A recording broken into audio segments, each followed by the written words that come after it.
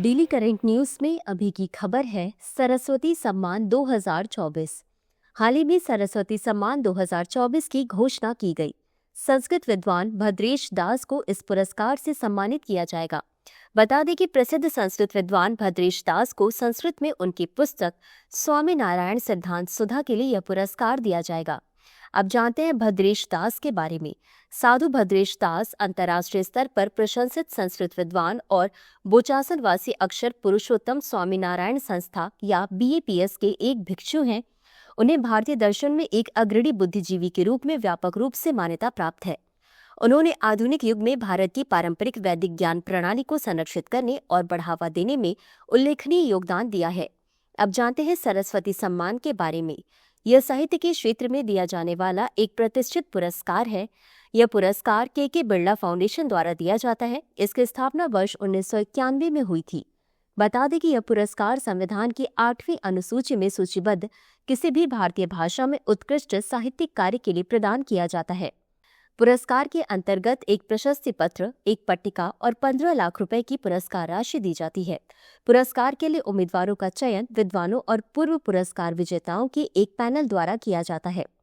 अब जानते हैं संविधान की 8वीं अनुसूची में शामिल भाषाएं। संविधान की 8वीं अनुसूची में निम्नलिखित 22 भाषाएं शामिल हैं।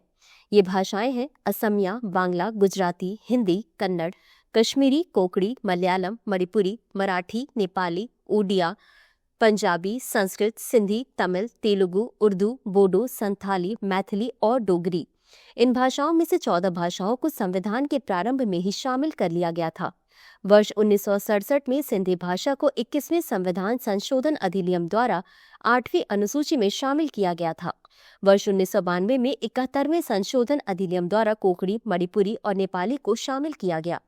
वर्ष 2003 में 92 में संविधान संशोधन अधिनियम, जो कि वर्ष 2004 से प्रभावी हुआ, द्वारा बोडो, डोगरी, मैथिली और संथाली को 8वीं अनुसूची में शामिल किया गया। तो चलिए अंत में देखते हैं आज के अभ्यास प्रश्न को।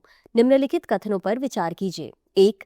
सरस्वती पुरस्कार के बिरला फाउंडेशन द्वारा दिया जाता है। 2. इसकी स्थापना वर्ष 1991 में हुई थी। उपर्युक्त में से कौन सा या कौन से कथन सही है या सही है?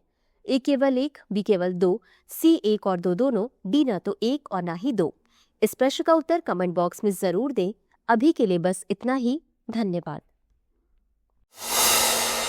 डियर व्यूअर्स, अपने एग्जाम की तैयारी को और बेहतर करने के लिए हमारे चैनल को लाइक, शेयर और सब्सक्राइब करना न भूलें।